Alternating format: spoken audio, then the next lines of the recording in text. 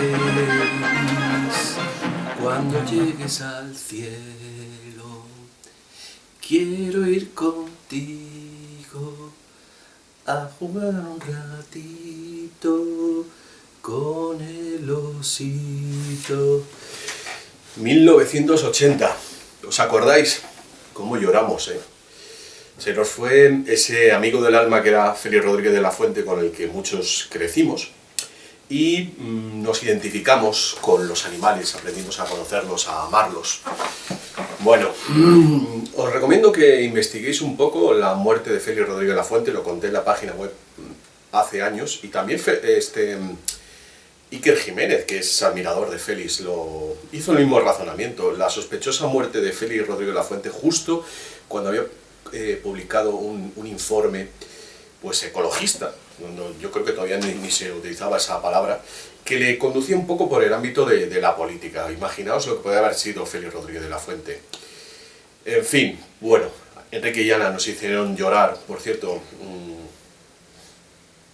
extraña la relación entre Enrique y Ana, el osito que citan ahí, sabéis, Enrique del Pozo, en fin, ya lo he contado en la página, son cosas que esa actitud que ha tenido Ana de quererse olvidar es muy típica de todos estos muñecos rotos. En fin, no era de eso de lo que quería hablar hoy, sino del movimiento animalista, y como digo siempre, para entenderlo hay que hacer historia. Historia porque al final las ideas son fruto de la cultura que van mamando las generaciones, en este caso la mía, que es bueno, la que está dirigiendo el movimiento animalista. Para entenderlo, o sea, es que no es que hay que hacer ninguna cosa extraña ni pensar que, yo qué sé, que son seres de otro planeta.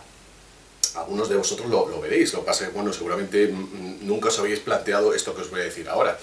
Esas ideas, la idea de generar un partido político cuyo único objetivo es la defensa de los animales, tienen un origen, bueno, que para mí se sitúa en la televisión que hemos visto cuando éramos pequeños, particularmente, pues, como digo, en España y seguramente en países latinoamericanos, hispanoamericanos, siempre digo latinoamericanos.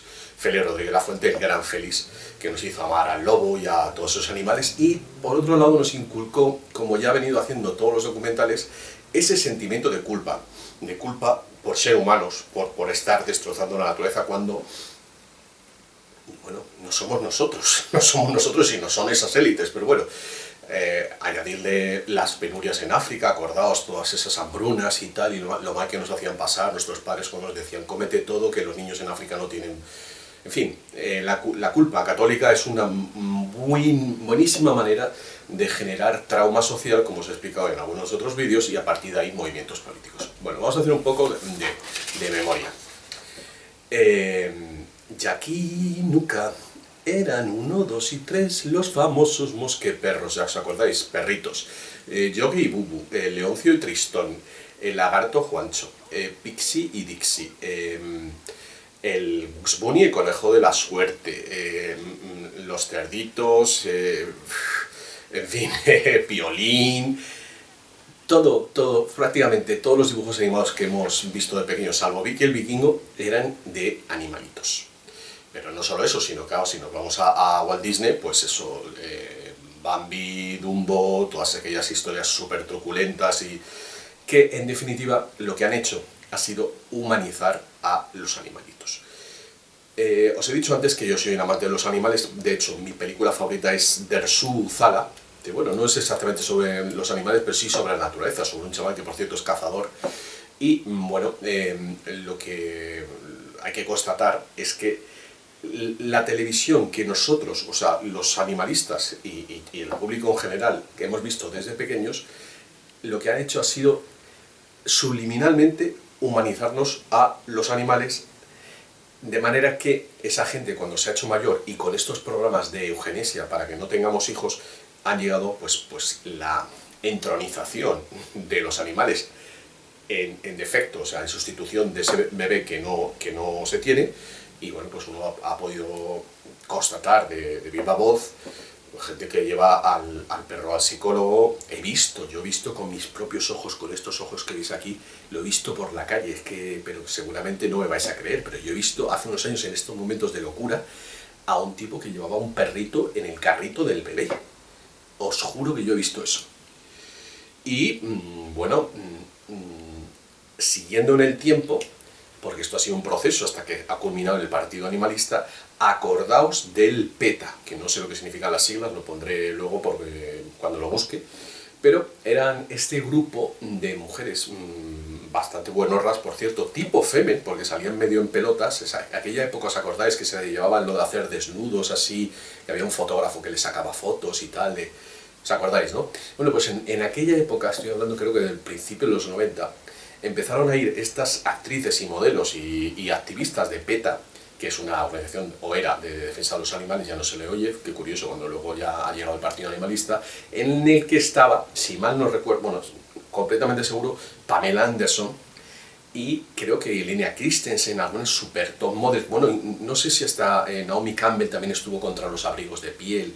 Lo que os quiero decir, y esto es importante que lo reconozcáis, aun incluso los que votéis al Partido Animalista, es que en el origen este movimiento animalista ha sido impulsado por los medios de comunicación del sistema. Esto es así. El origen del Partido Animalista está en esos performances, porque son así performances que hubo en los Sanfermines de Pamplona contra los toros y los encierros, que se ponían en pelotas y se embadurnaban con sangre. Muy freudiano todo, muy freudiano, y recuerda mucho a las Femen, y a mí, desde luego, a poco que uno siga el razonamiento psicoanalítico de estos movimientos sociales, se da cuenta de que el hecho de que esté Pamela Anderson, la buenorra por antonomasia, hace que los hombres deseen proteger a esos animales, ¿no? Por cierto, un detalle que antes se me olvide, leí el otro día en no sé qué periódico digital y lo he comprobado, que es que ahora los mendigos ya no llevan a niños, ahora llevan a perros para dar pena, para que echen las monedas. Imaginaos si ha evolucionado la cosa. Bueno, Greenpeace, con todo esto, el tema de, acordaos de las focas, la matanza de focas, las ballenas, bueno, todo eso ha ido generando una conciencia en la década de los 80 y los 90, mientras la sociedad ha ido cada vez limando más la libertad del ser humano, llevándonos a este cataclismo del dinero-deuda, del euro, de la Unión Europea, de este crack financiero. Las relaciones humanas se han vuelto, como he explicado en otros vídeos, cada vez más imposibles. Nos hemos vuelto más alienados, es decir, de extranjeros, separados de la comunidad, de manera que el perrito hoy día, bajar al perrito es una de las pocas formas que tiene la gente de hablar con otra gente, y de ligar, que también se liga mucho. Yo lo he visto ahí, yo no tengo perro, pero lo veo, ¿no?, en los parques. O sea que los animales, en concreto los perros, los gatos, están generando una comunidad en la cual la gente se identifica. Y bueno, todo ello ha ido sedimentando en que en esta época, digamos, de separación, de fragmentación y de luchas sectoriales, tribales y identitarias, podemos decir, o sea, de identidades en el sentido de, igual que el tema del LGTB y el feminismo, pues ha surgido el movimiento animalista, que en España, pues me parece que ha tenido 200.000 votos en las últimas elecciones, lo cual, bueno, pues indica que puede llegar incluso al Congreso. Bueno, desde luego esto está diciendo algo sobre el ser humano, porque al fin y al cabo estos seres humanos están defendiendo a otras especies animales bajo el pretexto del especismo. O sea, el especismo, si no lo sabéis lo que es, digamos, la teoría filosófica o política que esgrimen estos marxistas, porque es una derivación del marxismo, que dice que todas las especies animales son iguales, de manera que el ser humano no está por encima de las demás, e incluso hay que reprimir al ser humano por sentirse por encima de los demás. Yo le diría a los animalistas, si el ser humano no está por encima de las otras especies animales, ¿por qué nosotros nos preocupamos de ellos y ellos no de nosotros? Bueno, yo conozco gente animalista y tienen buen corazón, es gente con mucha conciencia. Lo que pasa es que, bueno, voy a tener que hablar claro por primera vez, tienen pervertido el sistema de valores, o sea, la escala de valores. La escala de valores es lo que pones por encima y por debajo. Y esto se debe, yo lo tengo muy claro, y aparte alguno me lo ha dicho en algún comentario por internet, que básicamente odian al ser humano. Lo que está detrás del movimiento animalista es una desesperación y una desconfianza en el ser humano, y muchos de ellos te lo dicen claramente, que quieren que desaparezca el ser humano porque piensan que es el cáncer de la Tierra, que es lo que están diciendo los medios de comunicación. O sea que en realidad han asumido el trauma de nuestros captores, síndrome de Estocolmo, y están impulsando la degradación del ser humano cuando dicen de darle derechos humanos a los animales para que se involucione la pirámide, porque hay una pirámide de la naturaleza, y básicamente lo que quieren es que nosotros acabemos en las celdas y que los monos, como en el planeta de los simios, nos gobiernen. Esto es ni más ni menos que el final del movimiento animalista. Alguno me dirá, porque me lo ha dicho en algún comentario, que no, que en realidad lo que quieren es defender a los animales del maltrato. Eso, queridos amigos, es exactamente lo mismo que sucedió con el feminismo. Se llama tontos útiles. O sea, el tonto útil es el que cree que está haciendo algo positivo, pero en realidad está impulsando una agenda que lo que pretende es destruirle a ese mismo que está apoyando esa tendencia en este caso. Yo creo que con esto termino. Le diría dos cosas a los animalistas. Primero, ¿qué pasa con los niños desaparecidos? ¿Os estáis preocupando de lo que les pasa a los animales cuando desaparecen en el mundo los cientos de miles de niños al año? ¿Eso no os importa?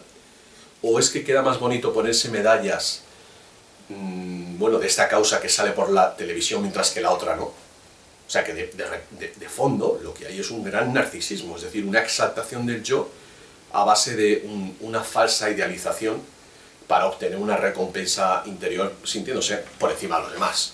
Digámoslo claro, los animalistas se creen que están por encima de los demás porque son más sensibles al sufrimiento. ¿Y qué pasa con el sufrimiento humano? Y la segunda pregunta, si algún día llegáis al Congreso, ¿qué pasa? ¿Qué vais a hacer en las cientos de decisiones sobre leyes que cada día se plantean en el Congreso o en Bruselas? Me da igual. ¿Qué vais a votar? O sea, ¿solo vais a votar en aquellas cosas que hablan de los animales? ¿O vais a hacer enmiendas para cada cosa de los animales, como hacen las feministas con la arquitectura para feministas y la R30 para feministas? Razono más esto último. ¿Estáis de acuerdo en eso? Pero ¿y en el resto de las cosas? En el tema del adoctrinamiento de las escuelas, en el tema de los impuestos, en el tema de las multas, en el tema de la decadencia cultural. Mi tesis es que si algún día llega, claro, es que si llega uno solo del Partido Animalista, pues hará lo que le dé la gana, que es lo que parece que está ocurriendo ya, que ya hay como una élite. Pero si llegaran varios, o sea, es que eso, cada uno iba a votar una cosa, porque no tienen una opinión sobre nada. Los animalistas no tienen una opinión sobre nada sobre ese tema tan específico. O sea, no creen en el bien común. Porque si creyeran el bien común tendrían una solución o una posición sobre todos los problemas. Pero ¿qué pasa? Que es muy fácil dedicarse a una sola cosa pequeña para quedar bien. En el fondo, sinceramente, y sé que a muchos no os va a gustar lo que os digo, pero en el fondo lo que hay es un gran infantilismo entre los animalistas que proviene de esa programación de hacerles creer que los animales piensan como los seres humanos, que no por nada, pero ya lo conté en un vídeo que hice, que lo subí arriba el vídeo y pondré ahí el título, que procede también de la manipulación de los documentales de la naturaleza. Os estáis creyendo que los documentales de la naturaleza son reales. Y el propio Félix Rodríguez de la Fuente, y eso me lo ha contado a mi gente, no que trabajó con él, pero sí que trabajó con sus cámaras, ¿vale?, de la agencia EFE. Félix montaba los documentales, o sea, son historias narradas, pero él manejaba a los lobos, tenía a ciertos animales en las jaulas y luego los soltaba para filmarlos, y los documentales de naturaleza, no sé si el 100%, pero el 97, el 99% están haciendo eso. El leopardo que ves en una escena no tiene por qué ser necesariamente el siguiente, y todos los comentarios que está haciendo el narrador comparándolo con el ser humano, como el otro día vi uno que decía que no, el pequeño se había ido de casa, se había emancipado, perdona, o sea, se están haciendo unos comentarios siempre identificándolo o queriendo que pienses que están llevando una vida humana, y no es así, no es así. son animales, son fantásticos, tienen unos instintos y a mucha gente le está haciendo mucho bien en esta época de tanta soledad, hay que decirlo. La cantidad de gatos y de perros que la gente tiene están, bueno, contribuyendo a mitigar esa soledad, pero las cosas se están llevando a un extremo. ¿Qué pasa con los niños que desaparecen? Os lo digo a vosotros. ¿Por qué no levantes la boca sobre eso? Sobre todo el tráfico de niños que hay y la desaparición de niños. Pues lo tengo que decir, lo siento mucho, pero porque vivís en una burbuja narcisista y falaz. Y estáis siendo manipulados, habéis sido manipulados, y ese movimiento ha sido creado por las élites para dividir, para que no surja un movimiento aglutinador. ¿Que hay que defender a los animales? Claro, y hay que visualizar un futuro en el cual podamos convivir pacíficamente hasta con los más agresivos, lo cual es difícil, evidentemente. Pero de ahí a anteponer al animal por encima del ser humano, e incluso a llegar a decir que el ser humano no está por encima, o sea, que no tenemos que reclamar o pensar primero en los seres humanos, es que primero es un absurdo, porque si el ser humano no es libre, ¿cómo van a ser libres los animales, por favor? ¿Qué tontería es esa? Pero es que además no vamos a poder solucionar ningún problema de los animales si antes el ser humano no vuelve a tener confianza en sí mismo. Y eso hasta los animales, o sea, eso es ir contra la ley natural, porque ¿tú te crees que un león va a pensar primero en el leopardo? Si decís que somos iguales, entonces ¿por qué el ser humano está pensando en el resto de los animales? Si cada uno lo primero que hace es mirar por su especie. Si creéis que somos iguales, lo normal es que el ser humano piense primero por el ser humano. ¿O es que los elefantes se preocupan por los rinocerontes? O sea, hay unas contradicciones en vuestro ideario absolutamente delirantes. Delirantes. Lo que pasa es que hay tantos problemas ahí alrededor que uno no se puede fijar en eso, y sobre todo porque hay mucha chaladura en todo ese movimiento. Y lo siento mucho, pero es así. Estáis programados desde pequeños a pensar que los animales piensan como seres humanos, y no es así. Y lo digo sabiendo, porque sí lo creo, que el perro o el gato tiene una relación con sus amos instintiva, pero no mental. Dan mucho, pero de ahí a decir que son como seres humanos, no, perdona. Yo creo que ha llegado el momento de que muchos abandonéis ese falso idealismo y volváis la cara a la realidad, a lo que está sucediendo, porque me parece que lo que hay detrás es un escapismo. Lo siento mucho, pero eso es lo que pienso. Hasta otra.